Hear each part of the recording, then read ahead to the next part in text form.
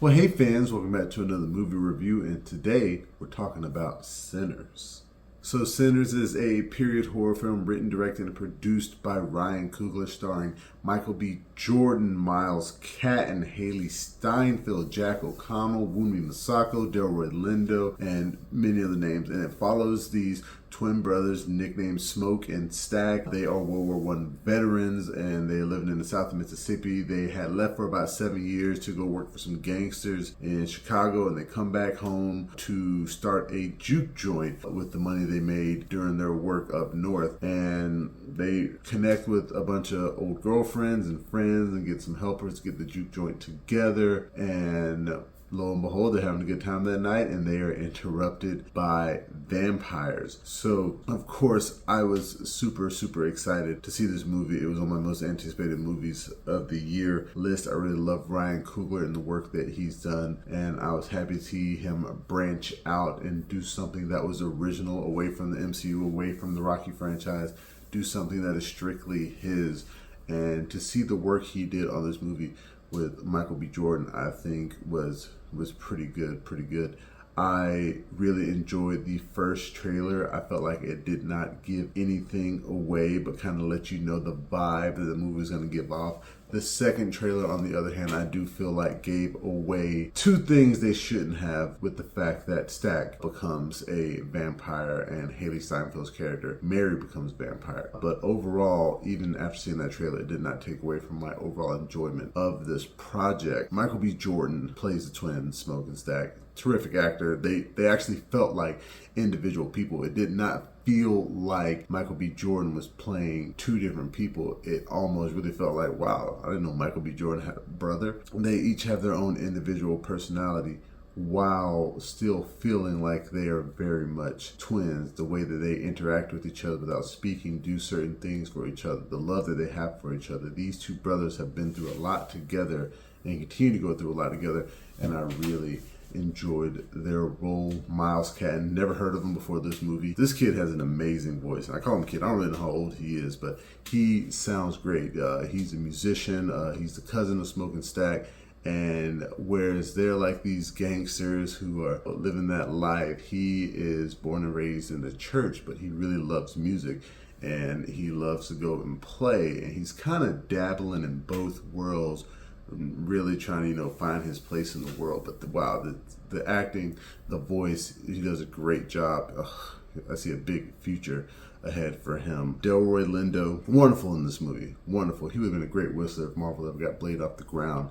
But yeah, I really enjoyed his role. He plays a drunk well. The way he kind of like tells his stories, it really does. There's like a monologue he gives in the car where he's talking about this time he was arrested in his youth, and like I was really invested in that story, and I thought that he told it well. And I found out later in an interview, I think some of that was actually improvised on the day. So just it's wonderful when you get like a senior actor like him in your movie, what they can do. Wunmi Mosaku, she plays Smoke's like wife, but they're kind of like separated. They had a child together who died in infancy, and she believes in all this mystical stuff that Smoke does not. And he even brings it up at once, like, you believe in all this mystical stuff, but none of that stuff can save our child. So you can tell that there's some love there that they still have for each other. They still miss each other. They still want to be with each other, but Smoke is still hurting from the trauma that they both went through. Now, the GOAT of the movie, who I think turned in just an amazing performance, Hailee Steinfeld as Mary.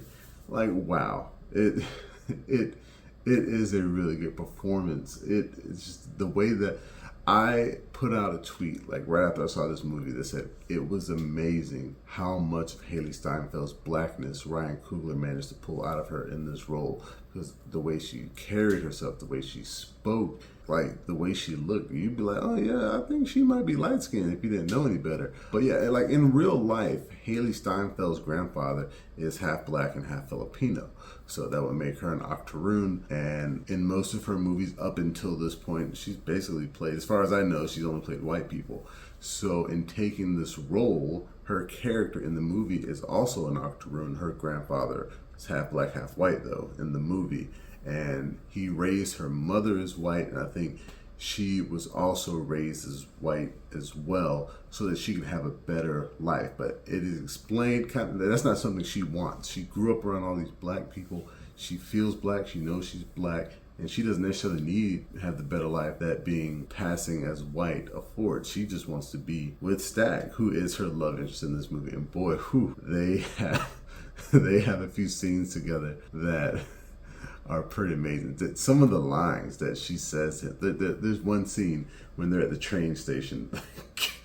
Hailee Steinfeld, wow. Like I said, the fact that Ryan Coogler wrote that, it makes me wonder what his love life with his wife is like, because it's definitely rated R. It lives up to the rated R title. But that's all the acting in the movie. All the acting is great. The directing is great. Ryan Coogler proves once again how amazing of a director he is. The way these scenes look, the way they move, the way everything is put together, I think is pretty good. The cinematography is amazing. I believe he used the same cinematographer from Black Panther Wakanda Forever. I think her name was like Autumn Akpal. And he released this clip a few weeks ago where he talks about how you should see this movie in IMAX and the different perfs of the film, the way it was shot, how the screen will change size depending on what's going on screen. So I was like, I had to get an IMAX ticket to see this, and it was amazing. Just what the cinematographer did, just showing these vast landscapes of Mississippi. It was just beautiful. It was almost like a moving work of art, which is what,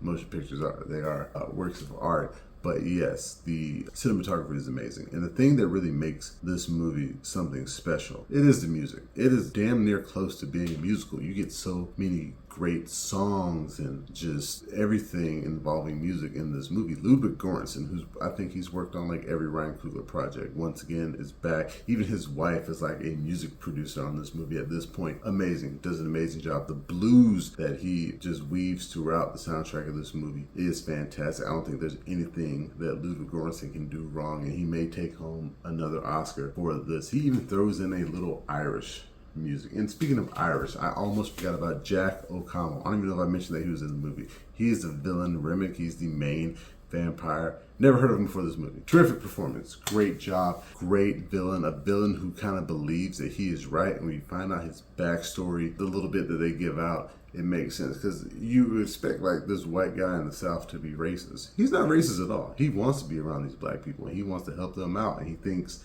turning them into vampires would do that, because he even brings up at one point like, the KKK is going to come and kill you guys. I can give you the tools to fight back. But and there's so many layers to it, so many layers that would make this review just super duper long. But yeah, great villain. And the lore is also great. The vampire lore that he puts in, like the vampires in this movie, a lot of newer vampire movies don't follow that vampires need to be invited in. That is something he makes as a stickler in this movie. The vampires share a hive mind of sorts, where like once the vampire bites you, your knowledge kind of spreads to all of those who've been infected. It's alluded to that they can fly. It's alluded to that they can like transform into like some kind of more demonic form. Of course, they can't be out in the sunlight for too long, or they'll burst into flames. So all the lore around the vampires in Remick, I thought Coogler did an excellent job with that as well. And what I like about the story, now the film isn't perfect, and a lot of people say this is like a masterpiece and all of that. It's not. It's just a really good movie. And then go ahead, before I forget to do this, to give it a score, I give it a decent 8.2 out of 10. That's how much I really enjoyed this movie. But it does really feel like two different movies almost. It definitely has the vibes of a Quentin Tarantino film, most notably the one he wrote, From Dusk Till Dawn. I saw that when I was a kid. I love that movie. I need to watch it again. It's great. But it's basically like that, how that movie starts off. It's like some kind of like crime heist type thing that then turns into a vampire movie. This starts off as like a period piece about these black brothers trying to start up a juke joint in the South after being in Chicago, and then it just turns into a vampire movie. And I know that Coogler stated that he always had the intention of making it this way, but part of me believes that he was just writing this period piece and then was like, what happened if I threw vampires in here? So that's just how it feels to me. And once you get to like the vampire point of the movie, it starts off good. It starts off interesting when, people slowly start getting turned and you kind of don't know who's a vampire, very much like The Thing, which was another inspiration for this movie. But then I feel like a character makes a choice and we kind of rush to the ending. And I feel like one more pass over the script and that could have been fixed. But There is a mid-credit scene which follows that, which is pretty good, pretty enjoyable. It's a post-credit scene. I don't think you need to stay for it, but it was fun to see. And yeah, I dug it. And like I said, it's not a masterpiece, it's not perfect, but what Sinners does best is it sticks in the mind. I have thought about this movie every day since I have seen it. I've thought about character motivations, why certain things are shot this way, why music came up a certain way, why he hired these actors. So much about this movie I've talked about with friends online, friends in real life, and I think that is the key to a great movie. It's not that it's perfect. It's not that it's a 10 out of 10. Is that people are talking about it and continue to talk about it. So those are my overall thoughts. I'm pretty sure I left a lot of stuff out. If I were still doing these spoiler reviews, I would have done one for this movie. But the main takeaways is that it looks great. Blues music is great. The acting is phenomenal. Hailee Steinfeld can never play a fully white person ever again because she's black now after this movie. I'd like to thank you guys again for joining me for this movie review. Remember, you can find the full review on YouTube and the website, flipfroglc.com/FlixFrog. Remember, you can find us on Facebook, Instagram, Twitter, and Reddit. And please, pretty please, make sure that you like, share, and subscribe. And until next time, I'll be seeing you.